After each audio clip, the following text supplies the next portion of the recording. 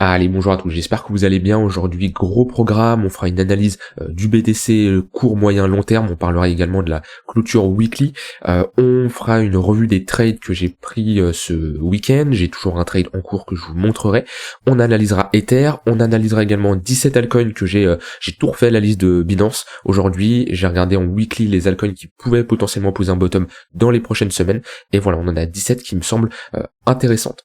Alors sur le BTC, on fait notre clôture weekly qui est bullish, vu qu'on a une confirmation ici d'un sommet plus haut que le précédent. Alors ce qu'il faudrait, c'est donc dans 9 heures là qu'on a la clôture weekly, ça serait bien d'éviter de ravaler 50% de la bougie ici. Si on laisse une mèche qui représente 50%, ça nous montrera qu'on a un réveil vendeur. Donc l'idée pour le moment c'est pas parti, mais je préfère prévenir à l'avance. Mais pour le moment, vu qu'on clôture au-dessus de ce niveau-là, on a tout simplement un prolongement de notre tendance haussière ici avec des creux et des sommets de plus en plus haut.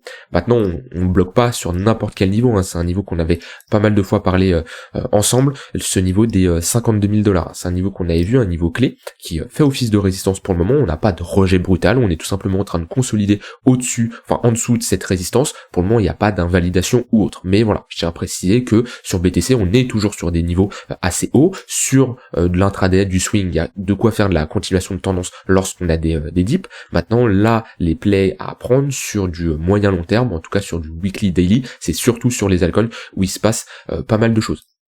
Sur du plus court terme, on est globalement rentré dans un range slash une petite tendance baissière, parce qu'ici on a quand même une divergence baissière qui est validée, ok, avec ici un M sur le MACD, et ici on a structuré un retournement de marché. On a ici un sommet, un creux, un sommet et un creux plus bas que le précédent. Donc là on a instauré un top de marché en 4 heures. Alors c'est pas ce genre de top qui nous inverse la dynamique en weekly qu'on a mis en place, mais ça nous dit tout simplement une structure de retournement comme ça nous indique que dans cette zone, on a eu un combat entre des acheteurs et des vendeurs, on a eu un combat entre l'offre et la demande, ok, on a bloqué entre deux bornes, et on a une résolution de ce niveau-là à la baisse, avec ici un retour du momentum au niveau des vendeurs, un momentum vendeur au niveau du 4 heures, en daily on reste bullish, ok, mais ça nous montre que pour le moment, sur du court moyen terme, on a une zone, cette zone des 52 000, entre les 51 500, 52 500, qui est une zone qui est défendue par les vendeurs. Donc déjà, c'est clairement pas une zone où je vais chercher des achats, absolument pas, parce que comme je dis, on a un momentum qui est baissier en 4 heures et on a des vendeurs qui sont présents, on le voit sur la structure du prix. Maintenant, est-ce que c'est pour ça que je vais chercher des ventes? Compliqué parce que certes, en 4 heures, 1 heure, on est globalement dans 4 heures surtout, on est dans une dynamique baissière. En 1 heure encore, on est globalement bloqué dans un range. Maintenant, c'est vrai qu'on a réintégré ce niveau-là. Mais si je prends en 4 heures, on est en train de consolider sur une résistance majeure. On peut voir qu'on l'a réintégré, on fait office de support, mais voilà, globalement c'est compliqué de short selon moi. Même si on a ici un momentum baissier, la dynamique reste haussière. On voit que tunnel 15 minutes toujours haussier, alors il commence à être plat, ça nous indique qu'on rentre dans un range. Tunnel 1 heure, il reste globalement haussier, il est haussier, 4 heures haussier. Donc moi je suis pas fan de faire de la contre-tendance, ok. Maintenant, il y a des personnes ici qui peuvent avoir des conditions de short en se disant ok, pour moi ici on a structuré une pattern de retournement, ok, et j'ai un setup de short qui s'enclenche pour aller chercher du 2 pour 1, 3 pour 1. Alors c'est pas un setup qui veut spécialement dire ok, on retourne faire des creux plus bas et on retourne chercher les 40 000 $ ou autre, mais c'est tout simplement une pattern de retournement qui nous dit ok, méfiance, on peut potentiellement rechercher nos 0,382 de Fibonacci, ce qui serait tout simplement un pullback sur ce précédent haut de range, ok, et ça remettrait pas en cause la tendance daily qu'on a mis en place. Ici pour le moment on est toujours dans des phases de creux sommet de plus en plus haut, donc on pourrait refaire un pullback ici. Maintenant c'est de la contre-tendance, et ce que moi je chercherais à short ici, ça me paraît clairement compliqué. Donc quand on a ce genre de configuration, on n'est pas toujours obligé de trader. Moi comme je le dis, je vois qu'on a un réveil vendeur sur du 4 heures dans cette zone de prix là. Maintenant en daily ou weekly, la tendance est haussière, donc le daily weekly prime sur le 4 heures. Maintenant, l'idéal c'est de chercher des longues, mais pas n'importe où. Soit on rentre dans une phase de range un peu plus long, ici, on va tout simplement rentrer dans une phase de consolidation, jusqu'à trouver un momentum qui redevient bullish, ok, ou dans ce cas-là, si on pousse à une divergence haussière ou un W sur les MACD, on pourrait dire que tout simplement cette divergence baissière, dans une structure majeure, ça nous indique surtout qu'on rentre dans une phase de consolidation. Maintenant, qu'est-ce qui confirme une tendance baissière? C'est une structure de top, chose qu'on a ici. Donc, comme je dis, je chercherai pas à short. Maintenant, je ne chercherai pas à long. Je chercherai à long potentiellement sur l'intraday ou du swing. Au niveau des moyennes mobiles, si on a ici un 1 heure qui viendrait s'aligner, et qu'on aurait tout simplement une consolidation, un regain au niveau du momentum, et une consolidation précédée par une tendance haussière majeure, plus de chances de la casser par le haut. Donc vous voyez, c'est des fois on a des phases comme ça qui sont compliquées pour prendre des positions. Pourquoi là c'est compliqué? Bah tout simplement parce que le daily weekly est haussier avec un momentum haussier. Par contre le 4 heures, 1 heure globalement, c'est pas incroyable. C'est pas incroyable et quand on fait de l'analyse multi-time, donc on prend 2-3 unités de temps, je vous conseille d'en prendre 2-3 et pas plus, hein. Il y en a qui prennent 4, 5, 6, après ça va au-delà, ça sert à rien de commencer sur une analyse monthly, weekly, pour rentrer en 1 minute, c'est complètement inutile, d'accord? Prenez 2-3 unités de temps, et au moment où vous rentrez en position, le but c'est d'avoir ces 2-3 unités de temps qui, on a une confluence, hein. C'est-à-dire que si on a un 4 heures qui est haussier, on veut un daily qui est haussier, et un weekly qui est haussier. Actuellement, j'ai un daily haussier, j'ai un weekly haussier, mais j'ai plutôt ici un 4 heures qui est baissé. Donc l'idéal, ça serait de retrouver un 4 heures qui est haussier avec, pourquoi pas, une pattern de retournement qui invaliderait cette dynamique haussière, ou pourquoi pas avoir un retracement beaucoup plus bas, revenir chercher ce qu'on a vu, un autre tunnel 4 heures ou les 0,382 de Fibonacci, et ici reproposer une structure de retournement. On aurait ici une pattern de retournement en 4 heures, on aura tout simplement une dynamique haussière, et en daily weekly, on sera toujours dans une phase de creux et sommet de plus en plus haut. Mais faut pas se précipiter, quand il n'y a pas de setup, quand il n'y a pas de conditions pour rentrer en position, on ne rentre pas. Et ça, c'est vraiment les phases les plus dures. Parce que en général, quand tout pump, voilà, ici on a tout qui pump, on a une tendance haussière, les pullbacks dans les moyennes mobiles, bah ça s'achète et il y a des opportunités. Maintenant, on voit que voilà, dans une tendance, on a plusieurs mouvements à la hausse, on en a voilà, une ici, 2, 3, on en a 4. OK. Alors, je pourrais partir du début, mais je pars du principe ici qu'on a une nouvelle consolidation, donc tout simplement une réaccumulation pour une tendance haussière, chose qu'on est potentiellement en train de faire là. Donc je pars à partir de ce niveau-là, et à partir de 3-4 impulsions, à partir de 3 surtout, on peut se dire potentiellement comme quoi on arrive à la fin d'une tendance. Alors la fin d'une tendance ne veut pas dire que on se retourne. La fin d'une tendance veut dire qu'on rentre dans une phase de consolidation, comme on a eu ici. Ici on a eu un mouvement à la hausse, un second, et un troisième. Ouais, on a eu globalement on peut voir même 2 mouvements, 2, 3, ça dépend de certaines personnes, mais voilà, ici on en a eu 4, ça veut pas spécialement dire qu'on va se retourner, ça veut nous dire tout simplement, ok, le marché se pose, on a un affaiblissement des acheteurs, potentiellement rentrer dans une phase de range, comme on a eu ici, pour avoir une continuation à la hausse. Et c'est là où on n'est pas obligé de mitrailler le bouton acheter, faut juste patienter et avoir un nouveau setup qui s'enclenche, avoir un affaiblissement des vendeurs, un retour au niveau des acheteurs, mais selon moi ici, sur les 52 000 $, on est sur une bonne zone de résistance, donc compliqué de se positionner. Je préférerais attendre, voir ce que le marché me propose. De toute façon, depuis un moment sur BTC, en intraday, je peux avoir des setups de temps en temps, mais je me concentre beaucoup plus sur les altcoins. Ça, c'est pour BTC. Alors, au niveau revue des trades, j'ai un trade en cours. Et j'ai 2 trades clôturés que j'ai pris ce week-end. J'ai toujours un trade sur INJ. Alors le but ici, c'est tout simplement de faire de la continuation de tendance, hein, parce que sur INJ, on a globalement ici une bonne tendance haussière en weekly. Ok, on n'a aucun signal d'affaiblissement. Ici, on a perdre du momentum, mais on n'a pas une divergence baissière ou autre, hein. On a tout simplement, c'est normal, hein, le MACD il peut pas toujours hausser à l'infini. Au bout d'un moment qu'on consolide comme ça, on a une perte du momentum, mais on peut toujours avoir ici encore un excès haussier pour pourquoi pas provoquer une divergence baissière. Ou là, si j'ai une divergence baissière comme ça, je chercherai pas spécialement des longues parce que on aura un affaiblissement des acheteurs. Ici pour le moment, on a juste un MACD qui retrace, bon, rien d'alarmant. Donc le but c'est qu'on a comme ça une crypto qui est forte, hein. INJ c'est une crypto qui est forte. On peut pas dire le contraire, entre le point le plus bas et le point le plus haut, on est sur un x30, donc c'est une crypto qui est forte. Et qu'est-ce que je constate? On est dans une phase de consolidation précédée par une tendance haussière, plus de chances que celle-ci casse à la hausse. Alors le but c'est pas de se placer n'importe quand, vous voyez, je veux pas rentrer en trade immédiatement ici, parce que déjà quand on est ici, je ne sais pas si je suis dans une phase de consolidation ou pas. Ici, j'ai un premier creux. Bon, c'est voilà, on patiente, on rentre dans une phase de range, j'ai un second creux, j'ai un troisième creux. Ok, déjà, je sais qu'à partir de 3 creux, mon range est mature. C'est comme une tendance. À partir de 3 impulsions à la hausse, ma tendance est mature. Ça veut pas dire qu'elle va s'inverser. Comme le range 3 creux, ça veut pas dire qu'il va casser, mais il a plus de chances de casser à partir de 3 creux qu'à partir de 1. D'accord, c'est normal. Plus un range est mature, plus il a de chances de casser, que ça soit à la hausse ou à la baisse. Mais au vu la dynamique précédente, j'ai plus de chances qu'il casse à la hausse. On retrouve ici un momentum qui est aussi avec des W sur le MACD. Donc voilà, pour moi ici, ce range-là a plus de chances de casser à la hausse. Donc voilà, je suis rentré ici. J'ai pas l'entrée parfaite, ok, j'ai pas l'entrée parfaite, mais voilà, je suis rentré ici avec une zone d'invalidation sous le creux et target au niveau des 60 $, au niveau de la fractalité du marché. Donc je prends le précédent mouvement de notre impulsion haussière et je la reporte à la hausse, qui est une target tout à fait réaliste. Donc pour le moment, c'est un trade. Alors là, on est sur du swing. C'est une position que je vais garder quelques jours, voire quelques semaines, peut-être même un mois. C'est des positions que je peux garder pas mal de temps. Ça, c'est pour INJ. Ensuite, j'ai tradé ce week-end. J'ai pris un trade sur BNB, je me suis fait stop. sur BingX, hop, je vais l'avoir ici, dans le même scénario que INJ, exactement le même principe. Ok, on est dans une phase de range, range précédé par une dynamique, une tendance haussière, plus de chances de casser par le haut, ok, et voilà, j'attends trois creux, de vous montrer comme qu'on on a un range qui est mature. Je me suis positionné ici au moment de la réaction acheteuse, et voilà, on est venu me stop. Alors peut-être que voilà, certains vont dire que j'ai un stop trop serré, moi je fonctionne comme ça. Pour le moment, on a une réintégration, je pourrais mettre une deuxième cartouche, ici je pourrais mettre une deuxième cartouche à ce moment-là. Je vais surveiller ce que j'ai, si j'ai une petite structure, pourquoi pas, mais voilà, j'ai à nouveau ici un range qui redevient mature avec 3 creux. On rentre dans une grosse phase de consolidation, on est plutôt ici sur un range 1 heure voire 4 heures, hein. Ouais.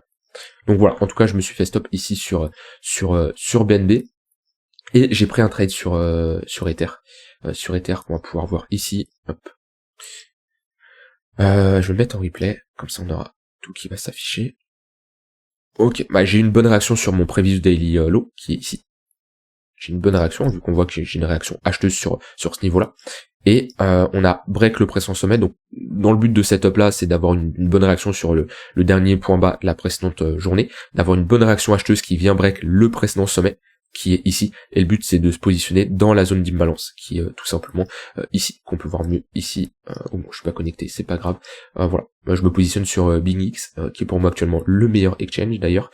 Voilà, et j'ai pris profit à 2 pour 1, même si je teste ce setup sur du 3 pour 1, voire même le previous daily high, donc à voir comment le marché évolue.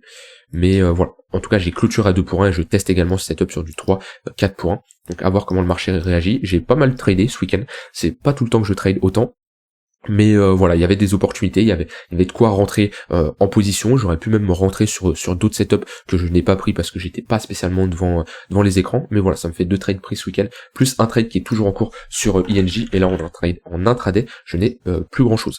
Voilà, ça c'était pour le revue des trades. Au niveau de Ether.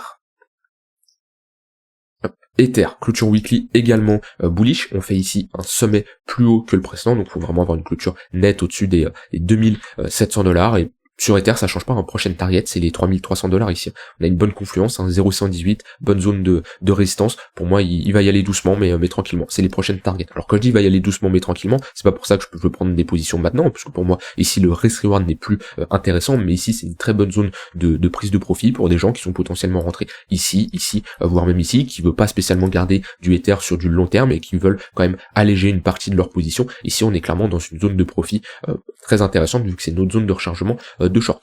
Sur du court terme, la dynamique reste haussière, on a un momentum qui est haussier, donc comme ça, hein, les moyennes mobiles sont des opportunités de jouer les pullbacks. Hop. Alors, on a ici un 15 minutes qui faisait bien office de support. Le 15 minutes commence à être plat. Quand il est plat comme ça aussi fin, je ne l'utilise plus parce que ça nous indique tout simplement qu'on rentre dans une phase de range, et éventuellement si on revient chercher le tunnel 1 heure, là il y aura des opportunités pour chercher à se positionner. Au niveau du momentum sur Ether, on a une divergence baissière également avec un momentum qui est faible. Donc l'idéal c'est un peu comme le BTC, avoir ici un affaiblissement du momentum au niveau des vendeurs, valider soit une divergence haussière ou un W sur le MACD, et retrouver ici une structure de prix bullish avec des creux et des sommets de plus en plus haut, et on pourra break ce niveau-là et chercher des targets beaucoup plus hauts. Donc l'idéal c'est voilà, on a un 1 heure qui s'aligne avec une structure à l'intérieur, ça peut être un bon setup. Et si également je peux avoir une confluence avec un point pivot, on verra le point pivot weekly, comment il sera calculé la prochaine semaine.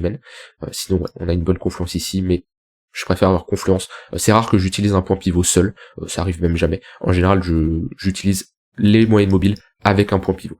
Ça m'arrive d'utiliser les moyennes mobiles seules, mais c'est très très rare que j'utilise les points pivots seuls. Ça c'est pour Ether. Les altcoins, hop.